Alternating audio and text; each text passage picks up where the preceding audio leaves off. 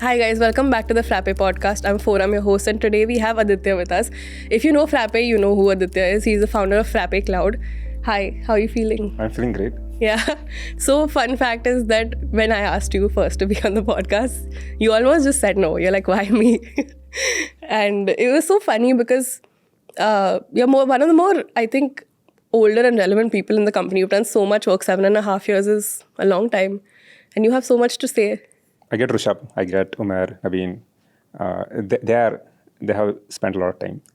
And I'm not sure about relevance. I mean, I work on cloud, but time doesn't get you anything. So, But yeah, cloud gets you a lot because it's one of the biggest parts of us, right? I think the ERPNX people would like to disagree. They'll say ERPNX makes the most money. But I mean, this is how we make, this is our money making product. This is what you sell. But okay. And I won't attribute it to just the money part. I think it'll be more like you've put in the effort to get where you are, right? And you know that we've never spoken one-on-one before the idea of this podcast. So I'm actually really intrigued to know what your thought process are, because whatever I've heard is about you having these radical, important, big questions that you've always asked. And I'm sure you asked them to yourself, you asked them to the team, you asked them to the Frappe Cloud team as well. I want to know all about it. But let's maybe start with how has your experience been for the past 7.5 years in Frappe? So when I joined, all I really wanted to do was just fit in, which is what almost everybody wants to do first 3 months, 6 months. So fun fact, the first project I did, first 2 projects were on ERP Next. And then I think 6 months later, I realized, okay, this is not the software that I want anything to do with, So I stayed away from ERP Next as much as I could.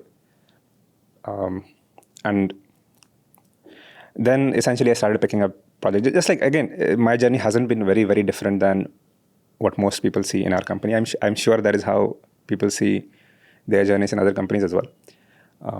And roughly a year or so in, I was like, okay, I have done enough random work, different projects, some on ERPNX, some on Frappe framework, some related to deployments or infrastructure at that time. And I was like, okay, I have to do something that... So I remember having this conversation with Rishabh saying, okay, I have to do something that puts my name on something. Because at that time, the team was very small. So think of this, you are in team and it is Rishabh, Naveen, Umair, right?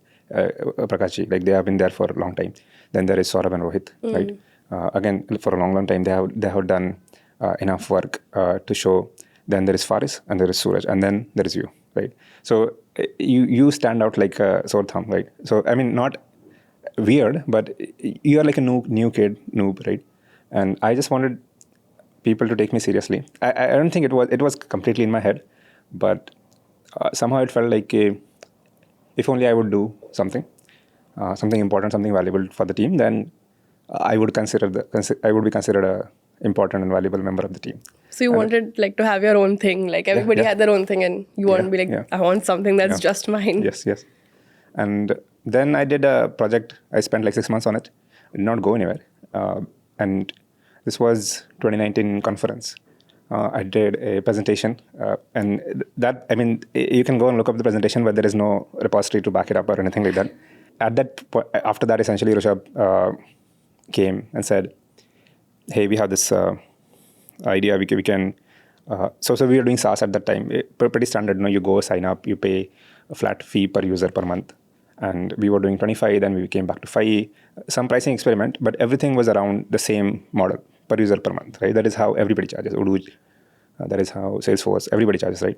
And we are like, maybe that is not the game we want to be in. Let's just try to be slightly different. Let's just not try charging per user. And then we had a couple of ideas around this thing. Okay, people seem to be asking for apps a lot, which we didn't support on the older platform. Yeah, because we were using something called Frappe Central. For people who don't know, before Frappe Cloud existed, Frappe Central was. So Frappe Central, I'm not sure if the repository is still released, but that is what made... that worked for us for maybe 6-7 years. And a lot of how Frappe Cloud works is also basically just inherited, copied, stolen from Central as is. But one thing about Central was it was built for us to maintain our customer sites, basically. So the customers would get their instances, but they would not see the backend, the dashboard, or anything like that. It didn't have a dashboard, basically. And one thing, we wanted to make it simple, so we would have very predictable deployment styles. We would only update after the ARP Next team would release the software every Tuesday. So somebody would set a click button. I mean, it was still automated, but somebody would have to just click a button and wait. And people couldn't host any custom apps also on Yeah, that. they I think couldn't that was the custom bigger apps. problem, So, no? yeah, so the idea was essentially we just wanted it to be a very simple platform. We wanted it to be very vanilla, right? And then one of the ways to be vanilla is, just offer two of the softwares that you sell. And we weren't doing any other product. So apps didn't make a lot of sense for us. And whatever new integrations, say we would just Tally, ERP Next, and QuickBooks Migrators, we put them directly into core. We would write PayPal integration, we put it into core. So apps didn't make any sense at that point for us.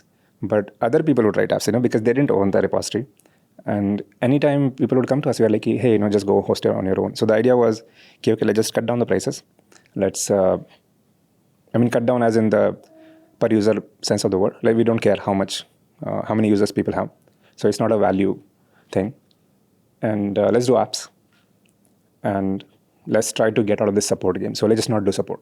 So these were like few ideas. Again, nothing radical, but very, very different than what we were doing at that time. And then a lot of people are like, okay, this is not going to work. This is just a stupid idea anyway. And again, I had no project to do, right? Because, at that time, we weren't doing any apps. Again, like no insights, no builder, no CRM to work on. And that wasn't my skill set anyway. I'm not a UI person, which is what you need to be, to write apps like these. So the project made sense. I didn't have any work, so it made sense. And I wanted to do something, so it made sense. So I just picked the work, and I was the only one available. And so 3 months in, the project wasn't going anywhere.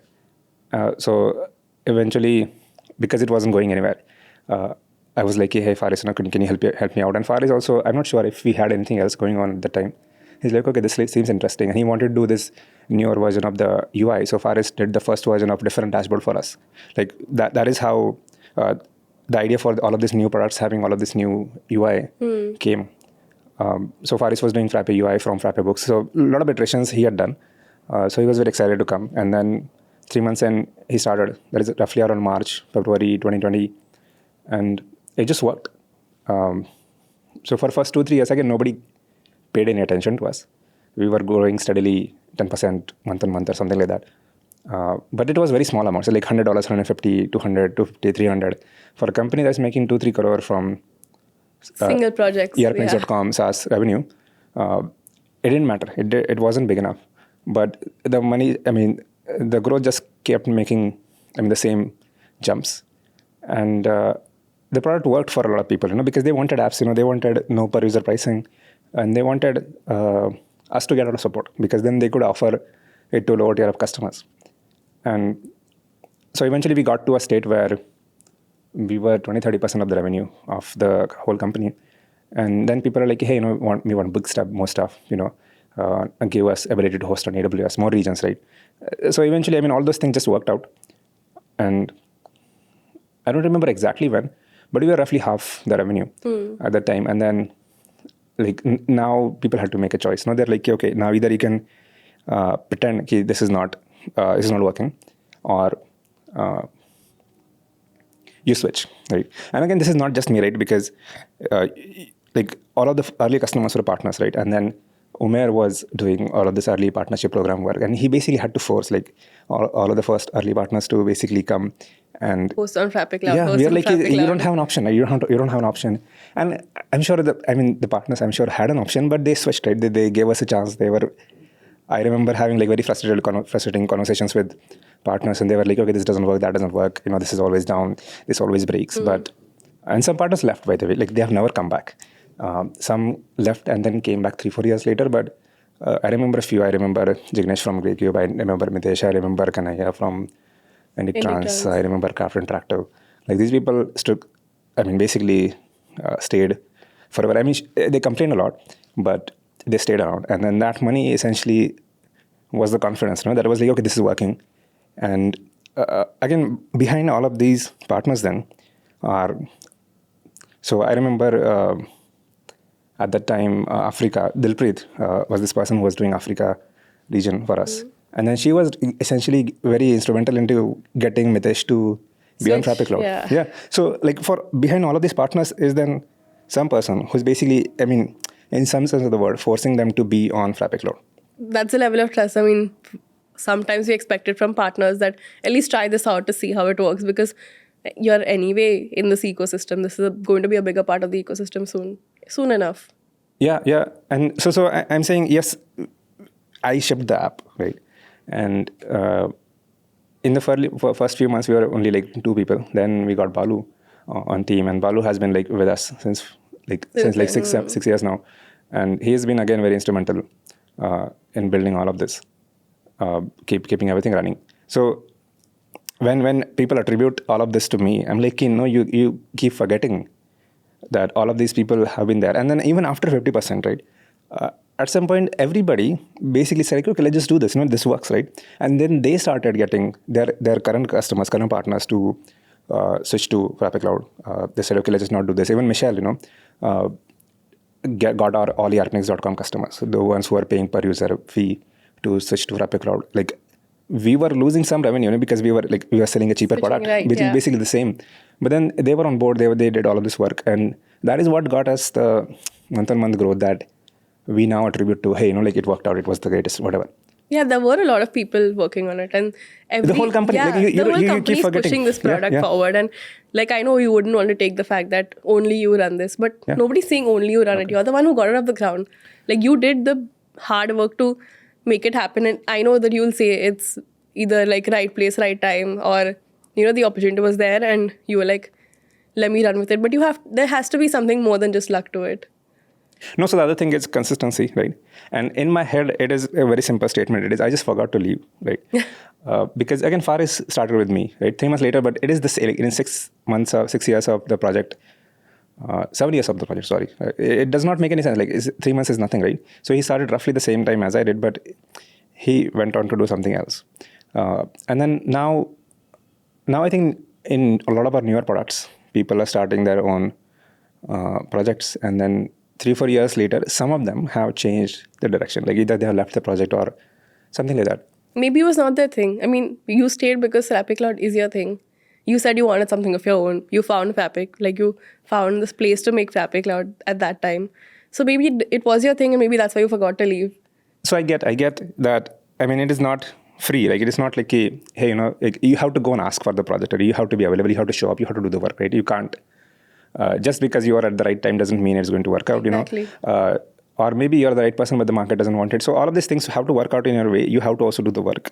But at some point, you have to believe it is luck, right? And I mean, again, by the way, forever, I have been this lucky person always. I get the best time to do anything. I get the best people to work with. I get the people at the right time, at the exact right time. Thermai came to our team a year ago, and exactly the time I needed him to be in the team, right? That, I mean, come on, it doesn't happen to everybody all the time. If it did, people would be everywhere people would be just happy and then just kicking us left, right, and center. Yeah, but they're not. Yeah. So I'm I would believe anybody else in my place would have done the same thing. If Why they only didn't showed they? up. I mean, no, they just didn't get lucky. I mean, see, I get. Especially at Frappe, what I feel is the work is, first of all, inventive. You have to, the idea, you might have discussed it with Rushabh, but to get it to where it is right now, you have to be inventive about it, and you have to be self-driven about it. So these two qualities have to exist in you for you to work out in this ecosystem, in this company at least. So it's luck, sure. I do at one point believe that people get lucky. Luck plays a part to some extent. But after that, coincidence is not a deciding factor, I know. In my opinion, no, it doesn't change everything. I get that. But so I mean, my counter to that would be, let's wait. Let's wait and see all of these engineers who are doing the current set of products now.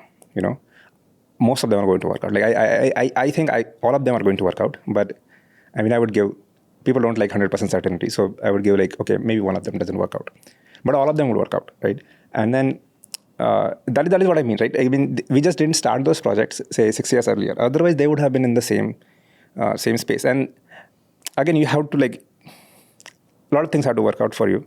But I'm seeing the more and more success we see in our, again, I don't like that word a lot, but see more and more projects work out the way we want them to. We would feel less, hey, this was a magical event or anything like that. Yeah, we'll be okay, this just keeps happening. Yeah, it's not. It's not. Yeah, but people would be okay, it just keeps happening. You have to come and show up. And yes, hard work. So I remember the hard work part of the project was just frustration all the time. For months and months, nothing goes your way. And then like somehow I just kept okay, let's just keep doing it.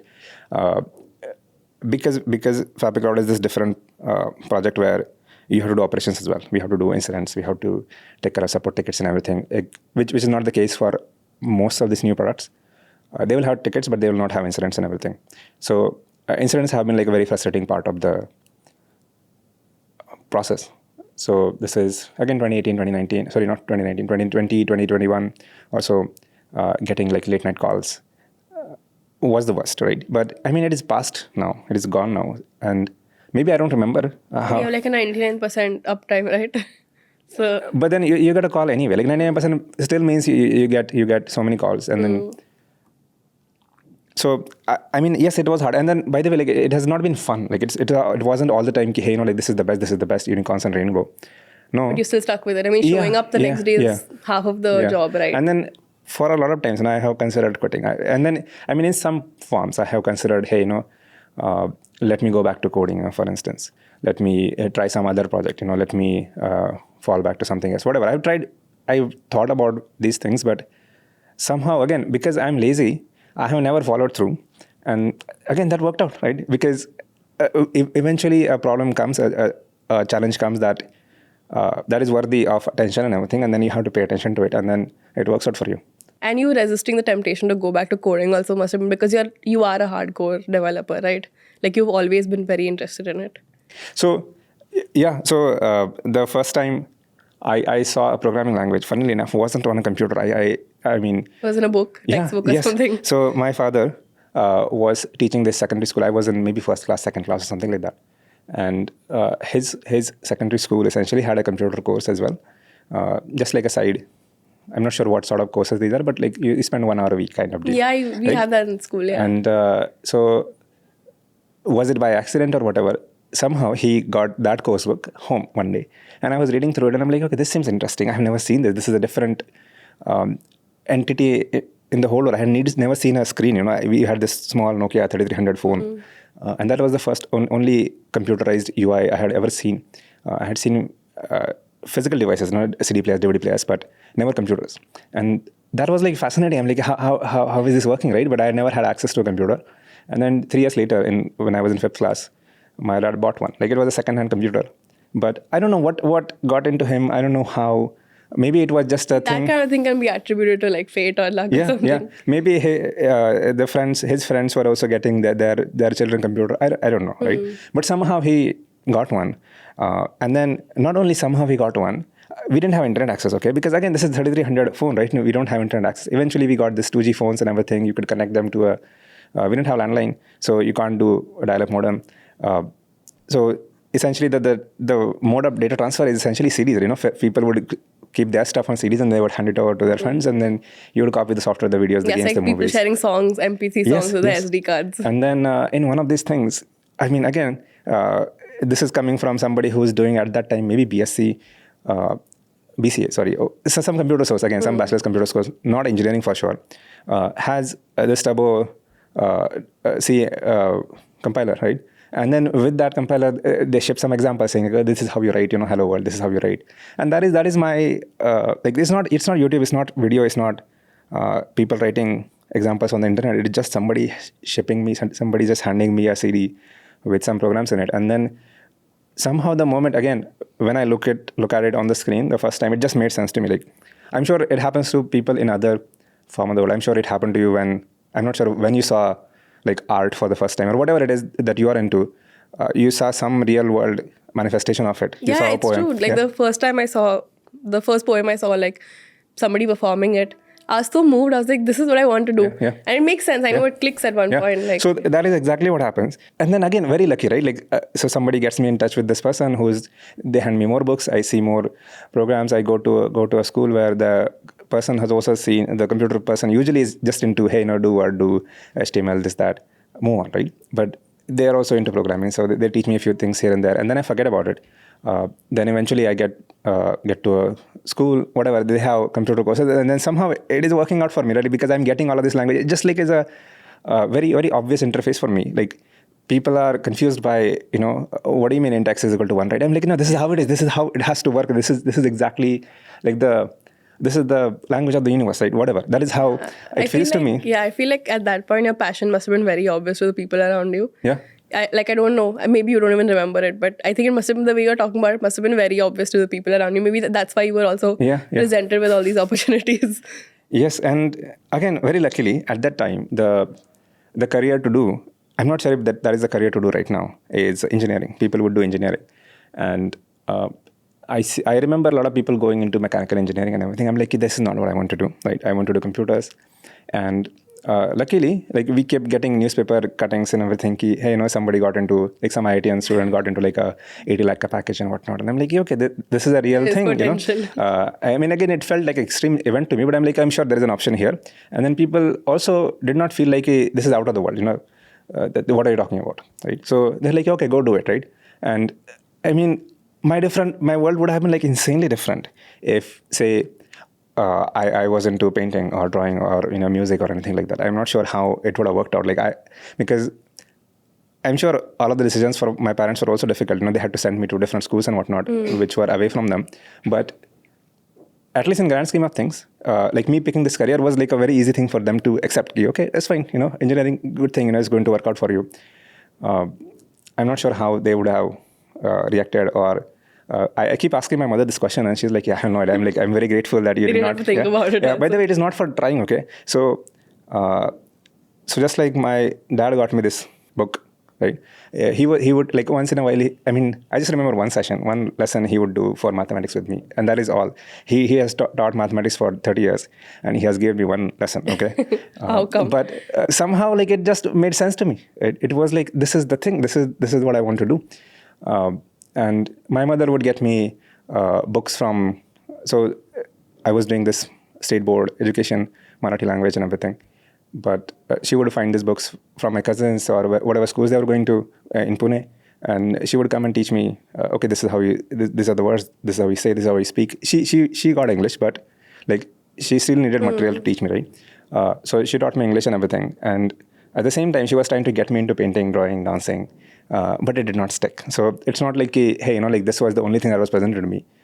A lot more other options were, but somehow they didn't work. This one did. So I'm like, that is, come on, like my dad could have very easily forgotten the book that day. Right? And maybe like your introduction to coding might have come 20 years later, but I think it would have come. Okay. I think like when people are more and more confused about like this is not the right thing, this is not the right thing, you're going to go and explore 10 more options about what is actually the right thing. No, I'm certain. So again, so maybe my view on all of these things would have changed. Because see, I got introduced to these things at the right time, like very early, very quickly, very easily. I'm like, the universe just works out for me, right? So it is only a matter of me wanting something, and the universe just conspires me to get me that thing. That is what I mean by luck, okay? It is not, again, you have to go and show up, but it just works out. And if, let's say, these things would not have worked out the way they did, maybe I would have not believed it is going to work out for me. Maybe I wouldn't have stuck around. Maybe I wouldn't have. So again, I'm like, just like everybody, I'm also a product of my own upbringing, my parents, my grandparents, the way they would do everything. So that is not, that has nothing to do with me, right? That has to do with everything. It's funny. Them, right? It's really funny how you say that, because you saying it has nothing to do with me is wrong, I think, because when you say that your father got you the book, who sat and read the book, right? Like, who sat and learned whatever opportunities you were getting? You did. You did that work. Like, it's not, like, I'm not trying to sit here and be all patronizing and stuff, because it's not even, but being humble is one thing, but being, like, you're just disregarding the fact that the hard work is a big part of it. No, it is absolutely. And you put in the hard work. No, obviously I do. But again, so that every time the question that I ask myself is not, okay, what is the hardest work I can do here now? The question is, okay, how can I get lucky? Like, that is the question I always ask you. Okay, like, how do I get in the right place at the right time all the time?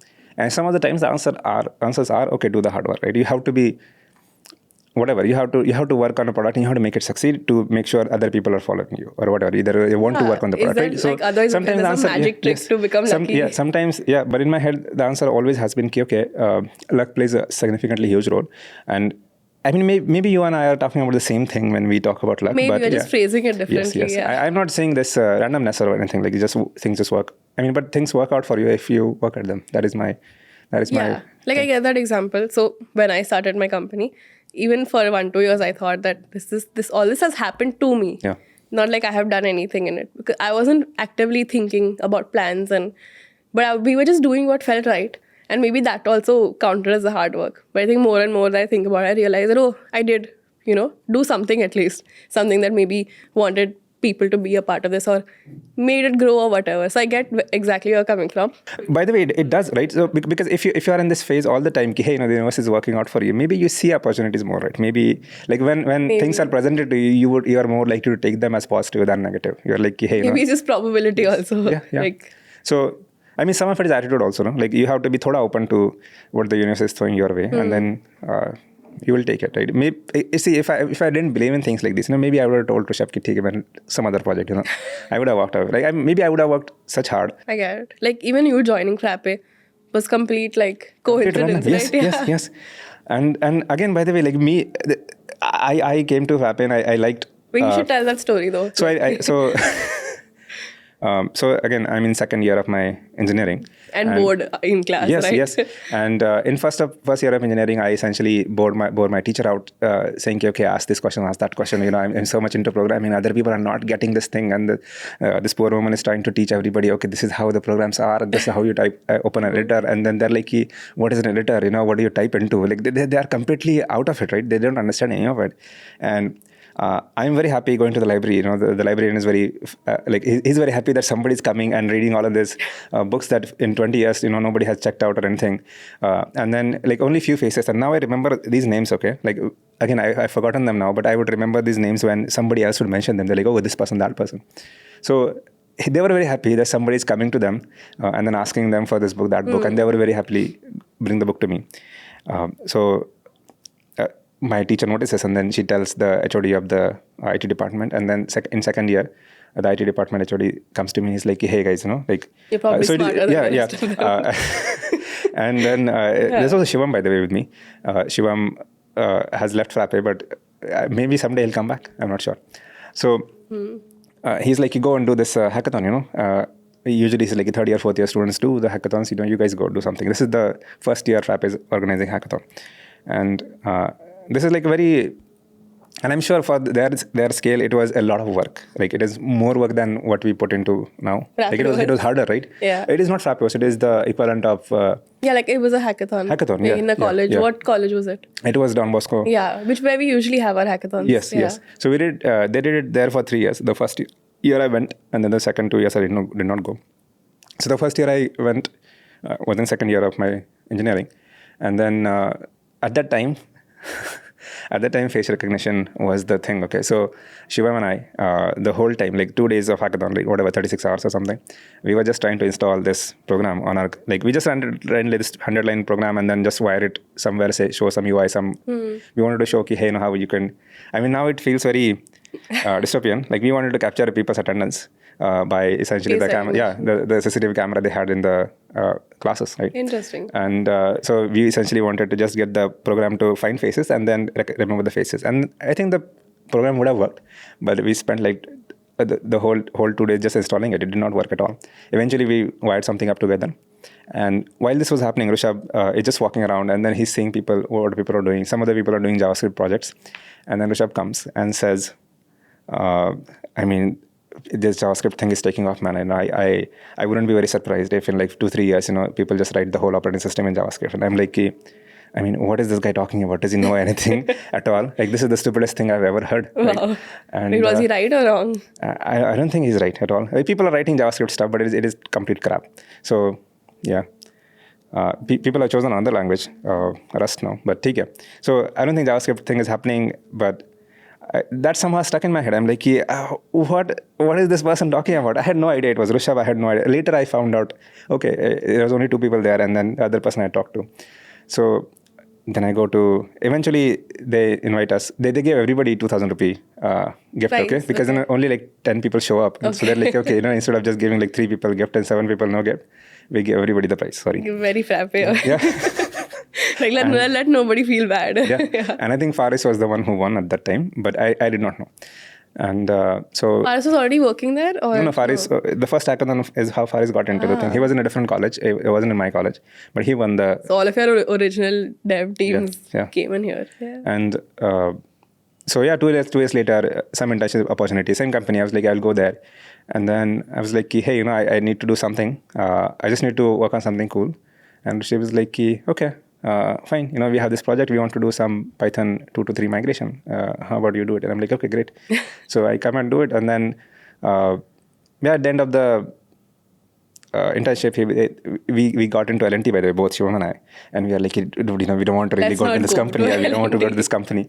And we come and talk to Rishabh. And then he's like, yeah, sure. We guys will give you placement offers. Don't worry about it. So they gave the placement offers. And then that is how we got into Frappe without any interviews or anything like that. Just, rolled in. I mean, you did do an internship before. Maybe a hackathon was your interview. I mean, if you go and look up the project, just literally search and replace. Like every time you use it is just search and replace. It's a very trivial project that we had to do, but I'm sure it was useful. So the other thing that happens is when I'm finding about this company after the hackathon, just before the internship, and even during the internship, I come and look at the office. We have this tiny 3rd floor office now. It is now being refreshed and everything. It's like a very small office, and I'm like, how is this company? Like 12 people, say 6, 7 of them developers, 8 of them developers. Like, how are these people writing their own software, right? How is it working out, right? And how is it priced like this, right? How is there no marketing, no ads, no? Like, I mean, this is just completely insane. And you're like, let me join it because it's so insane. And then they had this coffee machine, and the smell just it was really good. It was this Nescafe coffee machine, and coffee machine. I'm like, okay, like for a company this scale, you have your own coffee machine. I mean, I don't know what. Yeah, I don't understand what it is that you guys are doing, but it seems in this realm of stupid, irrational things that people do sometimes that other people don't get. And I'm like, I would like to join. And then that is why I started. And somehow in my head, that is the direction I always want to move the company in.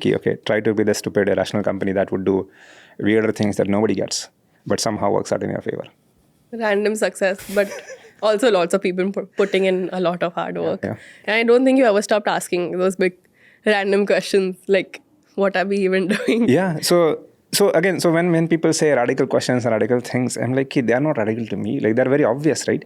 Yeah, people don't ask questions about established things. I think that's the one criteria we don't notice. Yeah. But we put it as a condition, like, you don't ask questions about established things because they're already done. Yeah.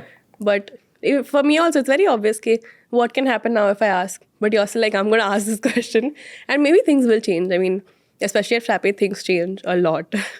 So people do ask questions, by the way, all the time, everywhere, right? Now you see all this YouTube. I mean, I'm sure people have been doing it forever. Except when it comes to work, we are like, no, this is just the way it is. The way it is, this is the way God intended it to be, right? Do not ask any questions, right? Money is just how it is. This is the most important thing. I don't know who told you, but it is. I think work and religion are the 2 most established things people don't like to ask questions about. Yeah. Somehow it was like, again, very obvious, why not, right? Why won't you ask questions? And then that is how it is very easy to be curious about other things. People reward curiosity everywhere else. They want scientists to be curious. They want all of this engineers to be curious and everything. They want artists to be curious. Somehow, but then you start working. Yeah. They're like, no, we don't want our employees to be curious, right? Yeah, we just want them to follow these rules, be these machines. And people really do take it seriously, that the fact that, maybe like they can be curious outside of work but not at work, and people come with that mindset in a lot of places, which is why people think your questions are radical because you're the only one asking them. We have learned this here, right? Like, me being at Frappe is also the most random thing that has ever happened to me, okay, very honestly. And now that I think of it, if I have to go and work in another company, I will be asking these questions, like, because of this culture, because of the way I get to work and all of that. I will be asking these questions whether I like it or not. And I know I won't be comfortable. Like, suppose I'd finished college and gone to any other company, I would not be this happy or like even satisfied with my work or creative with it also. Okay. Did Rishabh or anybody now ask you, like, what is the first question or second question, third question? Like, how does the conversation usually around reviews or work usually go? Like, what is the first question they ask? Are You they having fun? Yeah. Yeah. And then the one question that I mean, this is again, like, I started this question in my head again. It's like, ki, maza aa raha hai kya? You know, that is the first criteria. Like, are you having fun? It's a baseline at this point. Like, I don't expect anything else. And then the other, like, very obvious thing then is, like, if you're not having fun, you know, the obvious next question is what is it that you want to do, right? Because then you would have fun. Like, these are very obvious questions to me. Like, I'm very surprised that is not what, you know, bosses everywhere, you know, the business owners everywhere are asking, right? Even employees, like, forget whatever you even call them. You would ask your friend, no? Like, hey, you know, are you having fun? You know, are you enjoying life? Whatever, you know, what do you want to do, right? You would ask your child that question, right? Why not, you know, your peer, right? They don't care. Like, recently I was at a friend's house and he works in India for an American company, and they were having some all hands meeting, and I swear, like, the founder had pulled like a presentation of ChatGPT and he was just reading it out, and it was all about, you should do this, you should do this. It was not about how that team of 40 people is feeling. And a lot of them had concerns, and they had to be like, should we even voice them at this point? Yeah. And it just, for us, it's surprising, but it's, I think, how it usually is. Yeah. Sometimes people say, no, you don't understand the world. You know, you don't understand how this is supposed to be. You know, you think you're so smart. I'm like, yes, we do think we are smart. You know, we do think we are better than, like, not because we are the smartest or we are the greatest or anything, but then we ask questions. Right? We ask, hey, you know, like, is this the way people should work? And usually the question isn't like so grand. Is it like, how do I want to work, right? Like, how do I want my life to be? How do I want my day-to-day work to be? What projects do I want to work on? You know, what sort of work? Just very obvious questions about me. And then the second follow is, okay, now my peers should also roughly get to ask these questions, and then they have to be able to do the same things that I'm able to do. And then there is, I'm very surprised and shocked when other people do not do this. I'm like, you have to be stupid at this point, right? And then how are you getting these people to follow whatever it is that you are telling them? I mean, at that point, then it just feels like oppression. Like, you are basically just taking advantage of people. I mean, I'm sure some people somewhere like actually like this, they thrive in this environment. You know, I want my boss to know everything and then them to direct my work. I'm sure that also works out. People thrive and people like being told what to do, which I don't think anybody does. Yeah. Like, unless the people above them are also being told what to do, and there's just one person at the top who's just giving instructions. I'm sure maybe there is this scenario. Like, say if you go and work with a say 60-year-old person who has wisdom. They have some wisdom or something. I'm sure you want them to tell you what to do, right? Yeah, but also those have to be opinions, not instructions. Advice, not instructions. Right? So again, you shouldn't. Yeah. At some point, I mean, that is what I'm getting at. Okay, in some cases, yes, you want somebody else to help you out. Okay, give opinions, give advice, give. Sometimes even instructions. Like, I mean, you don't have to follow them. It's not an order, right? Yeah. But it's a recipe. You can follow it. Like, suppose we have this partner, Vikram Seth, who he has so much experience. Like, I was talking to him on a call, and I was like I would love to sit with you. And, yeah. So I mean, again, you keep meeting these people, and a lot of, I mean, sometimes it is just experience, right? It's just time, energy spent. Sometimes it is just like very young kids somehow have weirdest ideas, and that just works out. So sometimes, yes, I get the point. If you are working with a person like this, you would want to imitate, you want to follow, but in general, I'm like, like, do your thing. Like, I mean, you have the brain, no? Like, how are you not putting it to use, right? Yeah. Like, when you cook and everything, you think on your own, no? Like, when you set up your house or anything, I'm sure, sometimes you would imitate, sometimes you would copy, sometimes you want your house to look like Shah Rukh Khan's house, right? Whatever, right? But you would put your own head to use, right? Why not here? Yeah. And you do this with the Frappe Cloud team as well, right? This is the mindset you go with when you work with them, because I'm assuming that everybody works very closely. How big is the team right now? So right now it's 15 people team. And again, some of the people are very detached from me. They have somebody else who they work closely with. Okay. Like Shadrak, for instance, works with Neha. Vibhav slightly works more with Neha. Saurabh. So some people are essentially in different teams. But they happen to work on projects related to Frappe Cloud. So we call it the same team. Some people are way more close. They are essentially working on core features like Aradhya, Tanmay. So maybe like the dev team is very close and the ops team is... Yes, some like, I know Vibhav's doing marketing and Shadak's doing ops. Yes. So mostly because again, for a long time, the way I thought was, hey, like, engineering is what needs to be done, because that was the mode I was in. And then I realized, hey, there's a lot more work to be done. So that is also how I got out of this No, I have to be able to Execution code mode, and everything, yeah. right? Because I couldn't do anything else. I couldn't write websites. I couldn't, write documentation. I couldn't do podcasts, anything, right? So I was like, the only thing I can do is write code, right? So I would just basically pretend that, the opportunity to do this work doesn't exist. The responsibility to do this work does not exist, right? Let's just deny, and I will keep coding. I'll keep on working on these projects.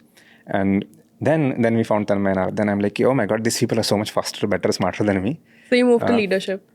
I mean, I don't know if leadership is the right term, right word. What is it then? Because you are leading a team, right? I do not know. We keep toying with few words here and there, and Rishabh keeps finding like the mellowest terms. Which is fine. I mean, the idea of it is leadership. Yes, but again, like the only question I ask with most of our people, like Tanmay, Aditya, Balu, is what is it that you want to do? And then sometimes like they're very crisp and very clear. In short term, at least, they're very clear. In long term, most people are not clear. I'm not sure if I'm also clear. Like, what is it that I really want? I keep saying, hey, I just want to win. I'm not sure what it really means. I'm not able to articulate it correctly. But people give these hints, and I'm like, okay, all I want to do is just make sure you get what it is that you want, and you know what it is that you want. And if that happens, then you will thrive, right? And I mean, maybe it is not the right team for you. Maybe I'm not the right person. Maybe you don't connect. But barring those things, they'll figure it out. Yeah. And because then that is how I want Rishabh to be, Like I want Rishabh to ask me this question all the time, and he does, right? I mean, if it was anyone else, like I would expect them to ask me this question over and over again. Okay, are you having fun? What is it that you want to do? How can I help you get what it is that you want? And the rest are just details, right? I mean, obviously you have to solve them, but that is not a bigger part of the job. That is just very trivial. Like once you know what it is that you want, the rest is hard but simple, right? It is not complex. It is difficult to do, but it is simple to act on. This thing is difficult. Knowing what it is. What to do, but it's difficult to do it. Is that Some things are just hard, no? Like for instance, like making like extremely high quality documentation is hard, right? Yeah. It is a very simple task to say, but then knowing that you want like very high quality product, high quality, that is, once you know that, then everything else follows. That is then quality before consistency. Most things are consistency before quality. Or along with it at least. I actually have a question. So you said that you want to win, but you don't like the word success. They're the same thing, aren't they? So I don't like the word success associated with us right now. Okay. I understand.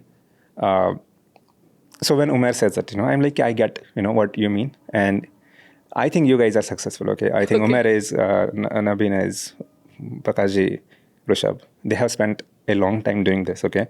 And from where they started, like this seemed like an impossible place to be. Yeah. And they are here, okay? Like I would say the same things for my parents and my grandparents, Like you guys are successful, right? You came from like zero money, no education anywhere. And then, like your kids are like talking about these fancy things and, privileged to do this and do that. You guys are successful, right? Like you put essentially huge distance between where you started and where you ended up, right? What would success mean for you? Some of it is validation, unfortunately, right? It is because it's a human need. You can't. So I don't want validation just because other people want it. I want, like, I have my own bar. I just like most of the other engineers in our company. You ask them, is it going well? Is it working out for you? And they're like, no, I don't feel like this is good, right? That is my first bar.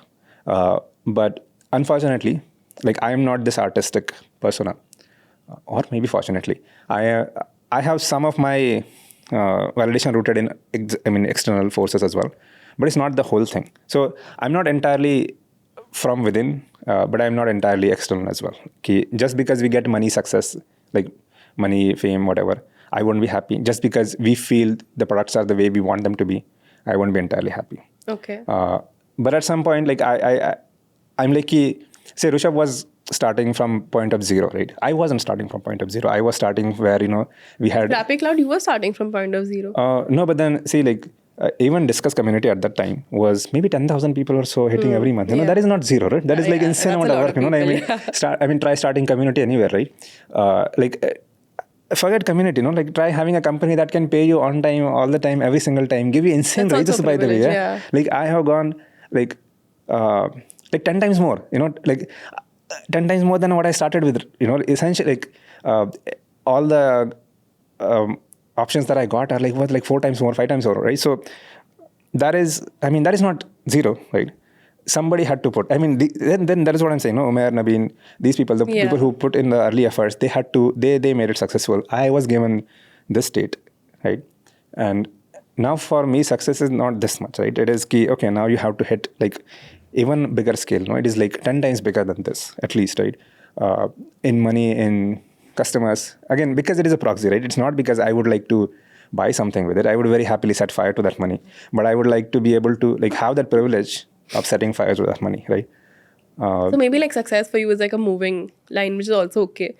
Like No, at least some of it is like very absolute. Like it is 10 times bigger than what we are started at. with. So it is 100 times bigger than what we started with, because we're already roughly like 10ish times bigger than when I began.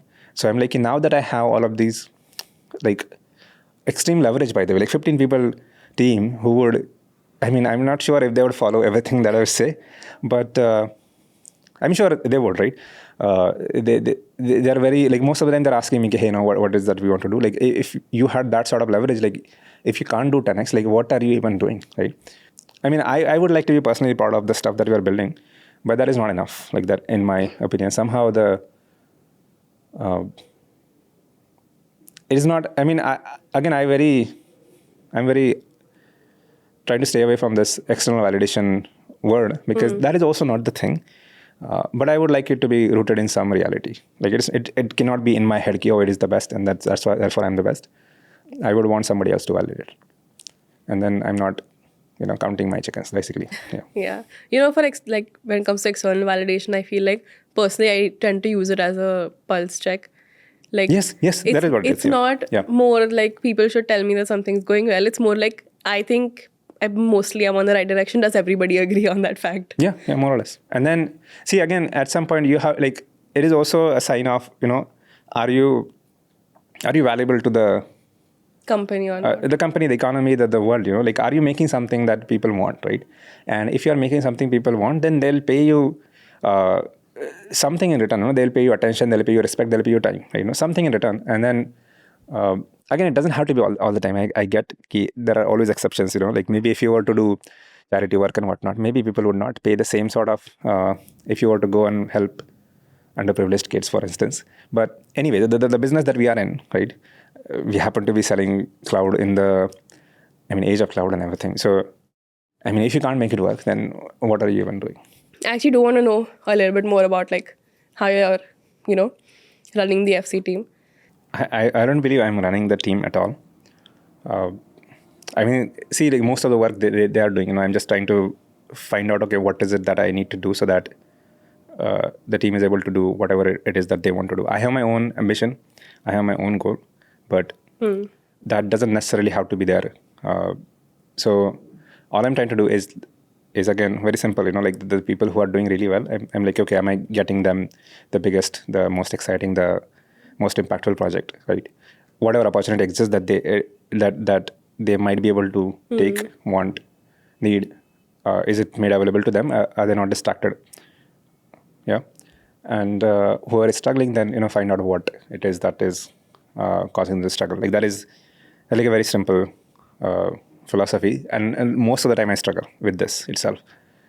It is not very easy. For a long time, essentially, like this is my. It's just not me, by the way. Like Frappe itself has issues with leadership, right? Because see, if you come from a culture where you cannot be told what to do, right? Then you cannot tell your team what to do, mutual right? respect. Like very, very obvious, right? Yeah. You can't have and two that's sets what of we rules. say we follow, right? That's what we say. Everybody has their own projects and everybody's accountable for their own work. Yeah. And we have no managers but if you look at realistically, if you're a little grounded in reality, you have to understand that somebody needs to give direction.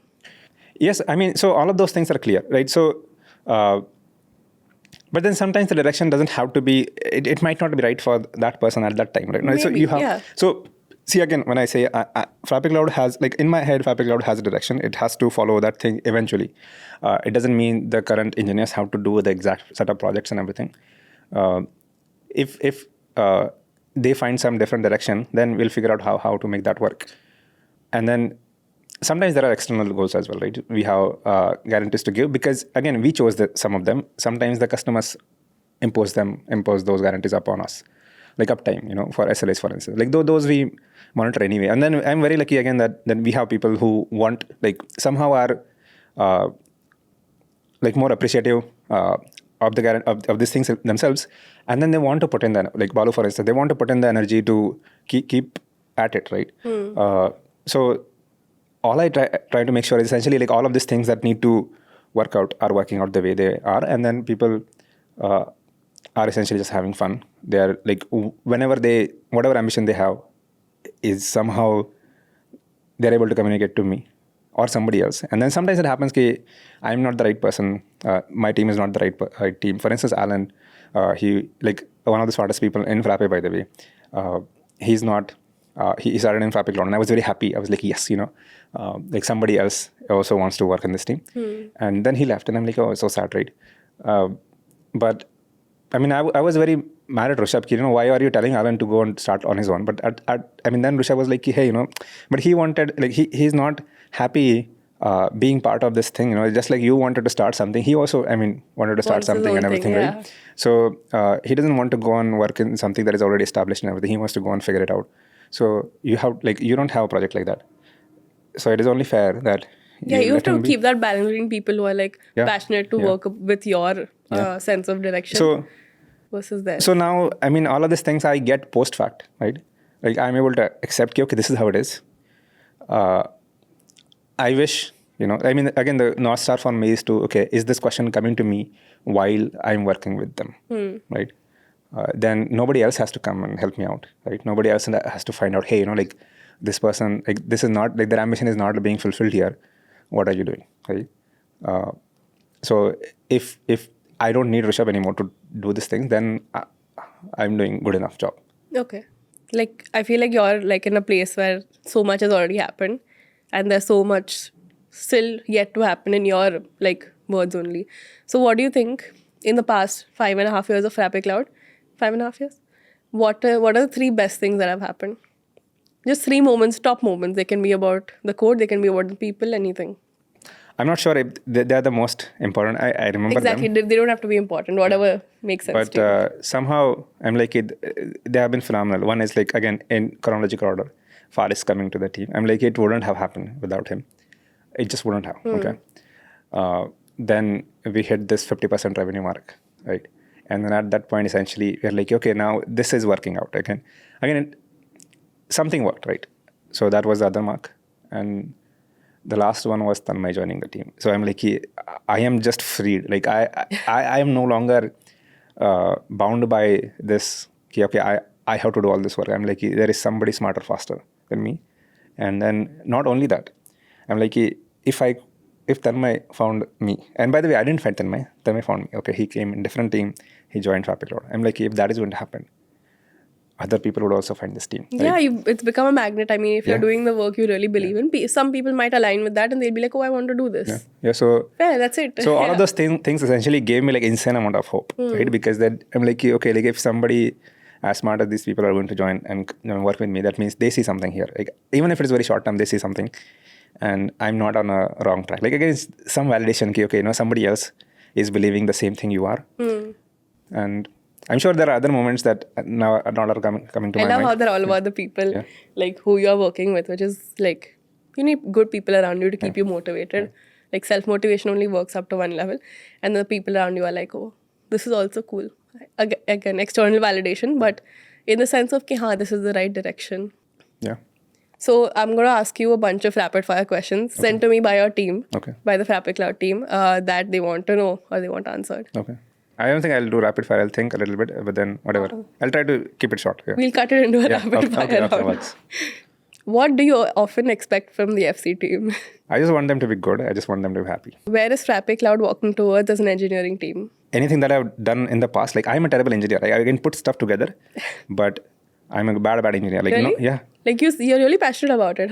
So in the engineering terms, like if you think in terms of civil engineering, like I'm the person who builds a small hut, and makes it work. I'm not the person who raises a huge building, right? Like you need insane precision and insane discipline to make the right things, right spec, right process and everything. That's a very nice metaphor, actually. Yeah. But then I would start at the hut and be like, see, it is possible to construct a hut here. Let's just do this, and then people will be like, okay, because again, very long form, but the process that we follow right now, like I could not follow this process. Okay, I cannot do peer reviews. I cannot do tests. And then I'm very lucky that the other people in the team, like they are willingly coming up with these things. They're following them on their own. And I'm like, yeah, that is what I want.